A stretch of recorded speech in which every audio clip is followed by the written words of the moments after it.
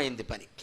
దాన్ని ఎంతవరకు వాడాలో అంతవరకే వాడండి. ఇంకొక మాట చెబుతున్నా, ఆర్టిఫిషియల్ ఇంటెలిజెన్స్ గురించి పత్రికల్లో వ్యాసాలు వస్తున్నాయి చూడండి, మీకు నెట్లో వస్తున్నాయి చూడండి. అది 2 వైపులా పదునున్న కత్తి, 2 వైపులా పదునైన కత్తి. మేలెంత చేస్తుందో కీడంతే చేస్తుంది. ఇవాళ పేపర్లో చదివి నేను ఆశ్చర్యపోయా.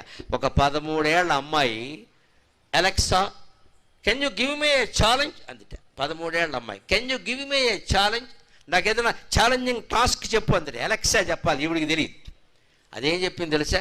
రూపాయి బిళ్ళ తీసుకెళ్ళి కరెంటు ప్లగ్లో పెట్టమంది. నమశివాయ నమశివాయ.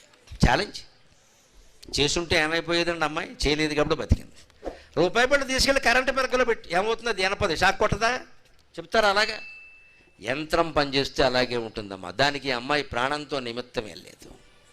అదే మీ అమ్మగారిని అడిగారు అనుకో, అమ్మా నాకు ఏదైనా మంచి సాహసం చేయాలని ఉందమ్మా, అది నాకు చెప్పు అన్నామనుకో, ఆవిడ వెంటనే ఏం చేస్తుంది తెలుసా? పూర్వకాలపు మనిషి అయితే దమ్ముంటే చింతపిక్కలు ఆడమంటుందండి. చింతపిక్కలాట చాలామందికి తెలియదు కదా, ఇంటికి వెళ్ళి ఆడి చూడండి. మా చిన్నప్పుడు చూసేవాళ్ళం, మా అక్కయ్యలు వాళ్ళు ఆడేవారు. మహానేర్పు, మామూలు నేర్పు సరిపోదండి. అక్కడ 4 పిక్కలు చేతిలో ఉంటాయి, 3 కింద వేస్తారు ఇలాగ, ఒక పిక్క పైకి విస్తారు. పైకి విసిరిన పిక్క కిందకు వచ్చేలాగా 3 దొల్లి పట్టుకుంటారండి. ఇది ఒలింపిక్స్ కంటే గొప్ప చింతపిక్స్. ఆడమన్నాడు దమ్ముంటే, ఒలింపిక్లో ఎక్కిన వాళ్ళని ఇది ఆడమన్నాడు చూస్తాను నేను. ఆడపిల్లలు ఆడతారు నా దేశంలో ఈ ఆట. ఆడపిల్లలు ఆడతారని ధైర్యం, నేర్పు, చాకచక్యం, వెంటనే స్పందించడం.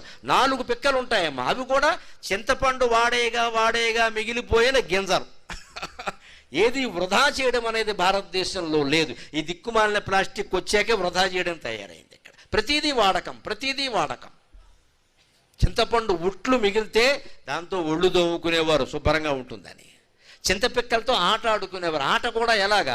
4 పిక్కలు ఉంటాయండి, ఆలోచించండి. ఇలా పట్టుకుని ఇలా అంటారు, 3 కింద పడతా, 1 ఇక్కడే ఉంటుంది. ఈ 1 పైకి విసురుతారు. పైకి విసిరింది కిందకు వచ్చేలాగా 3 ఇలా నొల్లేసి దాన్ని పట్టుకుంటారు. ఎంత నైపుణ్యం!